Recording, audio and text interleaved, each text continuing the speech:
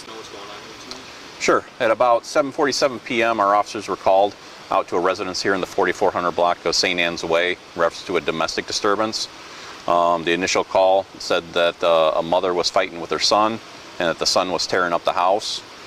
Upon the officer's arrival at the residence, the 17-year-old juvenile had fled the residence.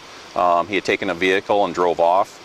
It was later an investigation came up at Spring Creek and Alpine of a motor vehicle accident, which we believe he was involved in, but that's still under investigation at this time.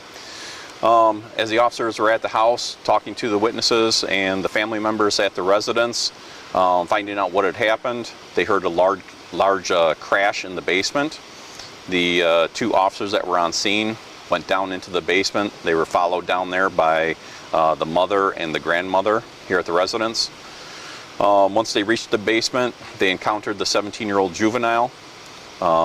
He had two kitchen knives in his hands, and he started approaching our officers and the mother and the grandmother. At that time, one of our officers fired one round at this time, which would we believe, and one of the officers deployed a taser. The 17-year-old juvenile was struck once. The officers immediately started rendering first aid, called for an ambulance. He was transported to a local hospital, and at this time we believe is non-life-threatening injuries. Our officers were also transported to the hospital to be checked out. This investigation has been turned over to the Integrity Task Force for further investigation, and any further media release will come through them. Is there anything you want the public to know at this time? Just that everything in the neighborhood is fine. It's all being taken care of at this time. There's no danger to anybody in the neighborhood or anything like that. That's about it.